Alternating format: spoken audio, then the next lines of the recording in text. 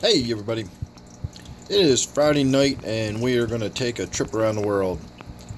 I feel like I've got a lot to talk about this week, but I'm honestly not so sure I do, so I guess we're just going to start here and make our way around the room. I did do a water change on every tank in the room except for the snail tank, so just every tank we get to, whether I mentioned or not, I did a water change. A few of the tanks, the smaller tanks like this one that have the hang on the back filters, I just went ahead and swapped out the filter material because that's a simple procedure I can do while the bucket's draining, draining it into a bucket with the siphon hose. Otherwise, I didn't really do anything to any of the tanks. A little bit of a wipe down on the glass if it was needed, and a simple water change, and that was it. So this tank is included in that. I don't really have anything else to talk about. I did thin out the plants while I was in there. You can see the floating water sprite over here. If I can try to get it without some glare on it. You can see how it's a little more open, a little more light shines through it. That is a result of me getting in there and picking out a lot of those little babies that develop on those fronds there. And other than that, I cannot think of anything else to add about this tank. The babies that I pulled out of there, some of them went in my bucket. I do sell the water sprite. I also sell the Java Fern. If you're interested, my email will be in the description below. The rest of it probably went into the red-clawed crab tank down here. I have the light off for the moment. It keeps the glare off the tanks. Plus, yesterday I did see a crab crawling around in there while the lights were off, so I'm hoping when we get around to that tank, maybe having the lights off will have gotten the crabs to come out a little bit. So my gourami tank here, likewise, just a water change. I didn't really do anything. I don't even think I really got in there and thinned out the floating water sprite you can see off to the left there. I do have the new fish in here. If you have not yet seen them, I'm looking around for them now. They're really small and hard to find. But I do have two chocolate gouramis in this tank now. And they are fantastic. I absolutely love them. I also have a Royal Farlowella, which I'm looking for and don't see at the moment. Likewise, fantastic. Absolutely love it. I've got a few videos out if you are interested in seeing it. There goes one of the chocolate gouramis across the back of the tank now. They tend to stay in this corner a lot. And it looks like the one's being bullied around by one of my honey gouramis. That female honey gourami seems to be a little aggressive. And it only seems to be towards these chocolate gouramis, and I'm guessing it's because they're a similar size to her. And she probably sees them as a threat. So I got two of those little chocolate gouramis, and then I got that Royal Farlowella catfish, which again I do not see, so we can't get a look at it. Let's see, sometimes it hides down in this little thin area right there. I will also mention, if you remember a while ago, I talked about one of my skunk loaches just looked like it was getting old and wearing out and getting thinner, and you can kind of see its ribs poking through and its color looks awful. It's still in there, it's still eating and it's still active. It just looks like a really, really old fish to me, and it's still going strong otherwise. So again, we're just going to kind of ride that one out and see how long it takes for it to finally fade away. But it's about pushing 5 years old probably now, which is, right about what their lifespan calls for. So it wouldn't surprise me if that's all that is simple old age with that fish. And as I've been watching its condition deteriorate over months and months, it doesn't seem like it's sick. It seems like it's just aging and, coming to the end of its normal natural lifespan, or, as natural as you can get being in this kind of environment.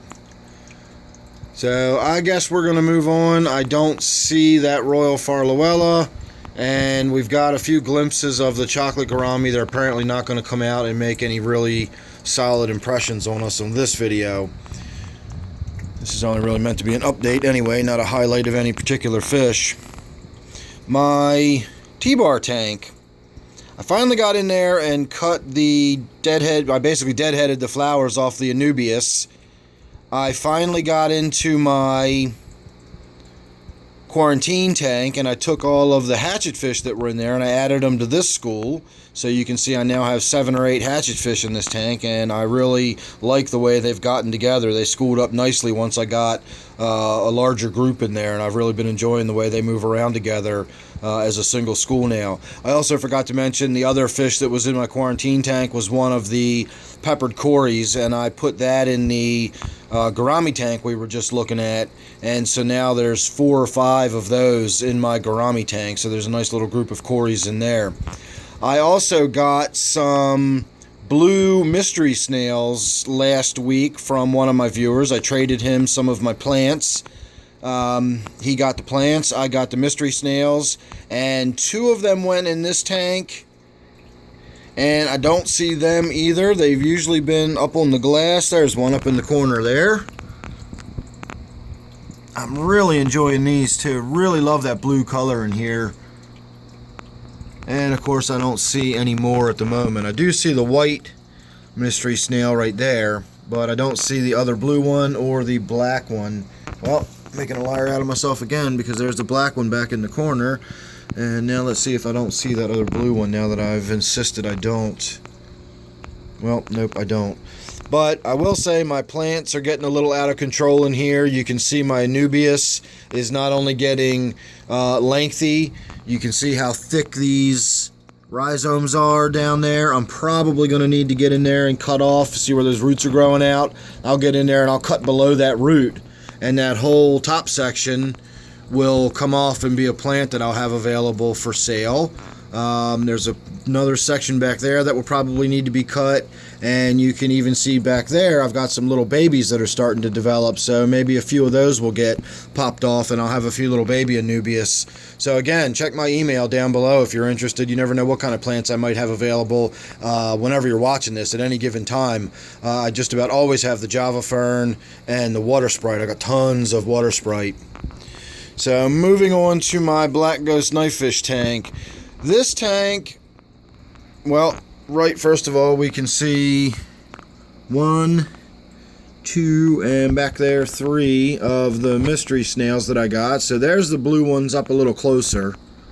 We'll focus again.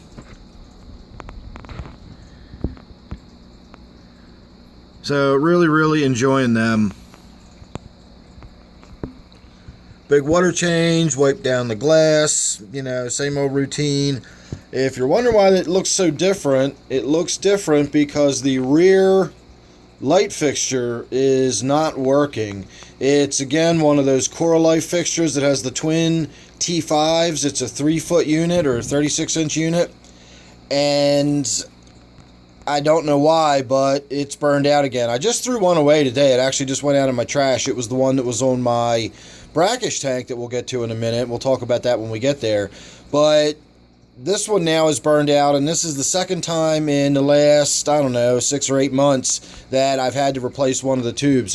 Whenever one tube burns out, the whole unit stops working. So now I've got to figure out which tube is burned out, which is easy enough. It's the one with the black on the ends, and then I'll replace it, and in a few months I'll probably have to put another one of those tubes in there.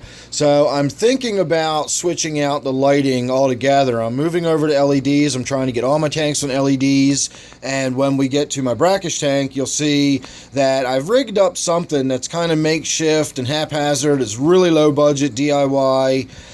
I don't know if it would be enough light for this tank. And one of the things that concerns me about this tank is that if you'll see, most of the plants in here are plants that are fairly low light requirement plants, yet this tank has a pretty fair amount of light. I've got 4 high output T5s on it.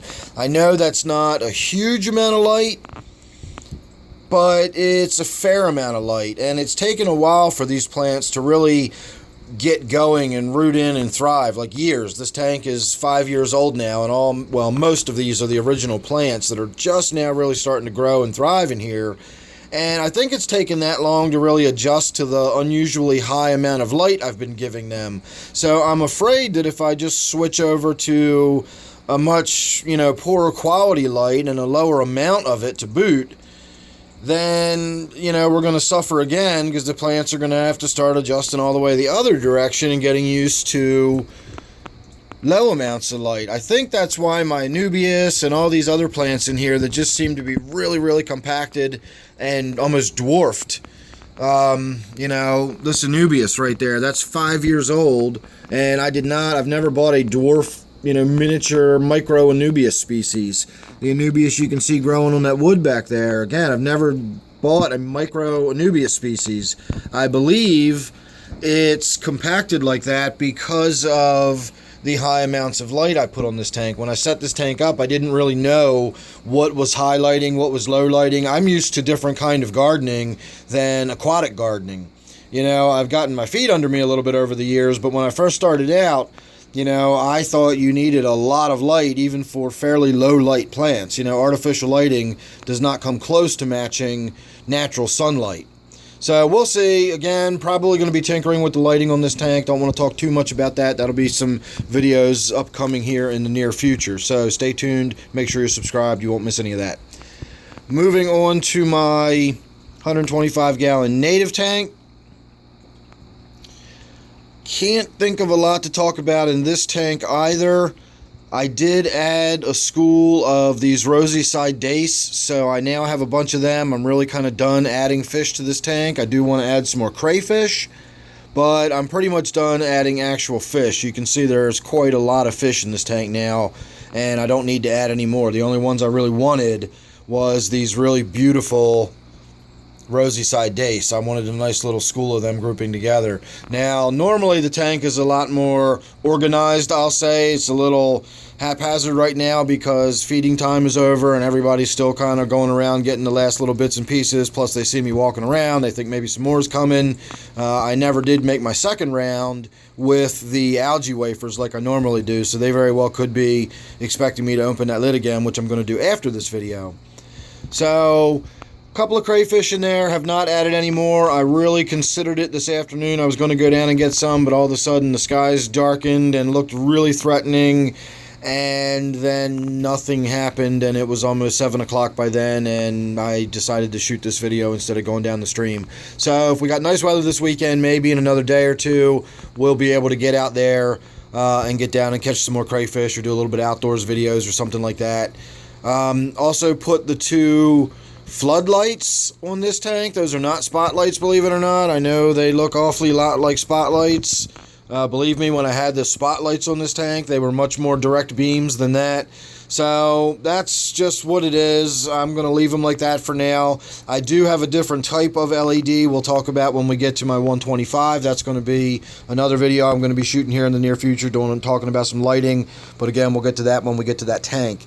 So a lot of times I can get that floating water sprite to sort of hover and drift around in front of these lights, or below these lights I should say, and it really creates a nice sort of dapple sunlight effect in the bottom of the tank.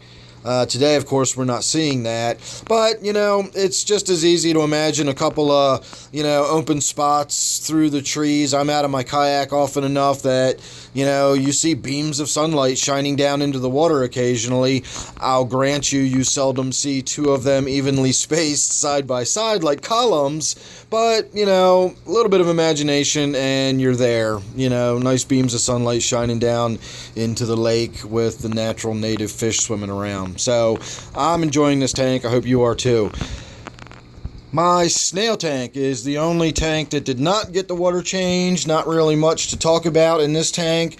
I will point out that if you remember not too long ago, I put a bunch of what were called mineral stones in this tank. If you see all those sort of round grayish green pellets on the bottom, I know a lot of them are snails, but the more tan, ambery, reddish color ones are the snails. The greenish looking ones are those little round mineral stones, and I put a lot of them in there, and you just don't see a lot of them in there anymore. So they've really dissolved quite a bit into the water in this tank. I haven't actually done any testing on hardness or anything. You can see these big white things right there are cuttlebones, so they're adding calcium to the tank. You can always see snails crawling around on it, and the purpose of all of that is I have very soft water with very low amounts of calcium and magnesium, and in order for the snails to have nice hard shells, they need calcium and magnesium. So I'm just trying to add a little bit of that to the tank, and that is the purpose of both the mineral stones and the cuttlebone. I just found it interesting how quickly those mineral stones dissolved into that water, and again, maybe we'll look into doing some water chemistry testing on that video, or on this tank, here in the near future, so look forward to that video too. My purple spotted gudgeon tank. Haven't done anything to this one other than a water change. I didn't even wipe down the glass. I did a little bit of what I'll call gravel vacuuming. It's more like carpet vacuuming. I don't really suck up the gravel so much, and in this tank it's sand anyway. But the sand tends to be a little generous with going up the hose, and I don't want to empty the tank out and fill my, shower basin that I'm running the siphon hose into with a bunch of sand. So this tank does have fairly low circulation.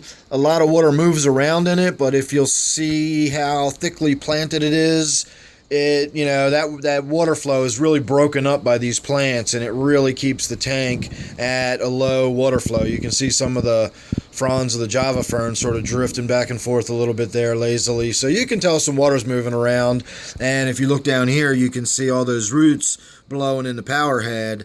But it all sort of blows forward right here. I've got the rocks positioned to sort of force it forward, and then it's not enough to keep it swirling around. It sort of dumps it here in the front of the tank.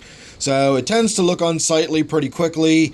There's some leftover dinner from tonight, and you can see it just sort of falls to the bottom and lays there. The one good thing about the sand is that everything lays on top of it, and it's nice and visible and easy to see. The one bad thing about the sand is everything lays on top of it, and it's all nice and visible to see. So it makes, knowing when to get in there and do a little bit of vacuuming and a little bit of grooming necessary. But at the same time, you've got to do that a lot more frequently than you might have to in another tank, because it just really shows up on the sand. It doesn't, work its way down into the substrate at all. And of course, your plants never really get the mulm that develops in a tank that has gravel. All that stuff breaks down over time and becomes almost like a rich soil down in the substrate over time, and the roots really like that. And in a tank like this with that really tightly packed sand, you don't get any of that. You also don't get any aeration or any air circulation, water movement through the sand. So sand has its drawbacks, but at any rate, don't know how I got off on that tangent, but I did have to get in there with the gravel vac and clean that sand up a little bit because of all that. It had a bunch of grunge and stuff kind of growing on the surface, and I cleaned that all up, and it looks nice and pretty now. Otherwise, I've not really done anything to this tank, but again, a lot of that Java fern is going to be coming out. So once again, if you're interested in plants, check for my email below. My 125 gallon tank, we'll just sort of make our way down from one end to the other rather than try to look at the whole thing all at once. I've got some new plants in here. This, I want to call it a Panageton. Always makes it sound like the end of the world's coming, but I think that is called a Panageton. Growing like a weed. I can't believe how fast that stuff is growing in this tank already. I've also got a piece of red tiger lotus that came out of my gourami tank. That's a little offshoot from the mother plant that's in there. This is a little baby, if you will.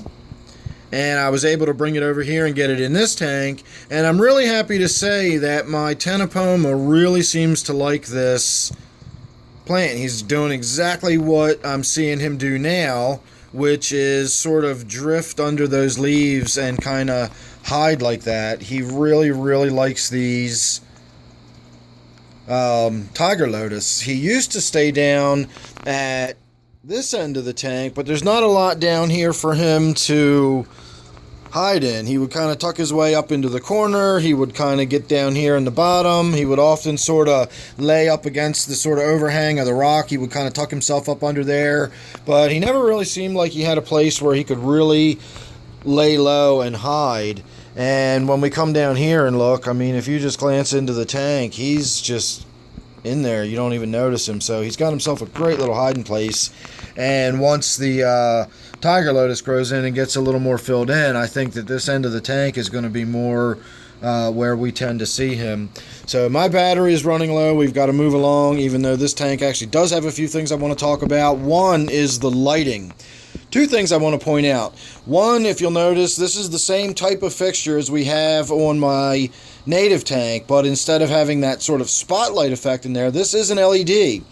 But it's an LED that is meant to look like a standard frosted incandescent light bulb. It's got the same shape and everything. It just looks like a white standard screw-in light bulb, but it's really bright and it gives a really nice diffused, even look. It's a 5000K, and I was asked recently by one of my regular viewers why I chose 5000K. I saw a notification for the comment, but the comment itself never got under the video, so I was never able to answer or respond. So I can answer now. I know 6500K is better for the plants, but my low light plants don't really need that. And the 6500K to me is a little too sort of doctor's office-y, you know, a little sort of bluish white, kind of unpleasant on the eyes. You get fairly good color rendering, but you still get pretty good color rendering with the 5000K as well. And again, these particular bulbs, or diodes, bulbs, whatever you want to call them, I really like them. I really like the way they look. I did make a mistake when I spoke about them in my other video. I said they were like $5 a piece. I got a 6-pack of them for 20 bucks. So they're $3.33 a piece, and they're like 1100 lumens each. So they're really nice light bulbs. The other thing I want to mention about this tank, I've said I've now switched it fully over to LED, and I have that LED shop light in this tank. And when I was doing a water change the other day, it seemed really dim to me, and I noticed in the reflection of the water the T8 tubes that are still in there. I thought, I could have sworn I switched this tank over to one of those shop lights with the LEDs in it, but I did not. It's still got T8s in it. They're fairly old T8s, and when I went and got the new shop light with the LEDs in it, they didn't have the kind that I bought before, so I had to get a different kind that is even brighter than the ones I got on my other tank. So I haven't set it up yet and done a trial run on it. I did plug it in just to see if it worked, and it is bright. So it'll be interesting to see what that looks like on the tank. So right now we've got a T8 in the middle, and then those LED sort of faux light bulbs on either end, and I think it looks fantastic. And we're going to see it really soon with an LED, a really, really bright LED across the center of that tank. So once again, if you're not subscribed already, go ahead and do that now, and you won't miss that video about the aquarium lighting that I've got coming up in the very near future. So I really got to move on because my battery is running low, and we're going to drop this video here any minute now. My angelfish tank, nothing really going on in here to speak of. Simple water change. Everybody's doing fine. I haven't added any new fish. Both my angelfish are getting really big. None of my fish really have names. I've kind of sort of named this one Buster. And if anybody can figure out why, I'll give you a thumbs up. I'll tell you why, and you can tell me if you had guessed it or not. I call him Buster, for those of you who remember Buster Poindexter and that giant pompadour. Look at that fish's dorsal fin and tell me that's just not Buster Poindexter's giant over-the-top pompadour of a dorsal fin. So that's what I think about every time I see them, or see him. So anyway, that's just my silly little name for that angelfish, but both of these have turned out to be fantastic. I'm loving these angelfish. Speaking of angelfish, since my quarantine tank was emptied, and I've been really trying to get some angelfish in my wife's tank upstairs, I went to the big chain pet store today and I bought 2 more. You can see one creeping out from the back there, and the other one is probably behind there as well. So we've got 2 new angelfish in my quarantine tank. I can see the fin of the one back there. So again, look forward to watching these grow up. I've got a pretty good eye for angelfish. These are going to be pretty stunning when they grow up. Again, just mixed veils, nothing special. Just paid a few dollars a piece for them, but they're going to look fantastic when they get to be full grown. Butterbean's tank, my brackish tank here, still being treated for the cyanobacteria. It's on its 2nd day of the 2nd treatment, so it should be pretty much done. Not going to mess with it tonight, but I will get in there tomorrow and have a look and see whether I need to do one more treatment or not. I do want to talk about the lighting on this tank, but I've talked enough about lighting on other tanks today. Again, running out of battery, got to keep moving. The lighting on this tank is sort of DIY, and I'm not done tinkering with it yet, but it looks a lot different than it used to, and it's going to be looking different here in the near future. I'm still waiting on a few things to show up in the mail. They're supposed to be here Sunday, So maybe by mid next week or so, we'll have another video about this tank and the lighting, and I'll show you what I did, and we'll talk a little more in depth about that. And finally, my crab tank. I don't see any crabs out at the moment, but here is the Finex Stingray. This is the LED unit that used to be on my Brackish tank that I've got sitting here. It's wafer thin, but not appropriate for that tank, so that's why it's sitting there. Nothing really to talk about with this tank. The water sprite that I took out of my 29-gallon miscellaneous tank went into this one. I promise, I know I've got some fans of this tank out there. I have been keeping my eyes out. You know, again, I saw the crabs out by the time I got my camera and got some lights turned on. They had skittered away, and we did not get any video. But I do have at least 2 in there. I saw 3 not long ago, so I have no reason to think I don't still have 3. So, again, bear with me. If I ever get video of it, I will certainly post it. So here we are back to my 29 miscellaneous where we started. So I'm going to say thanks for joining me on this trip around the world. Make sure you're subscribed, that way you don't miss anything. Don't forget, this one here is my 29 miscellaneous, as I said. Thanks again for watching. Hope you enjoyed it, and I will see you real soon on the next one.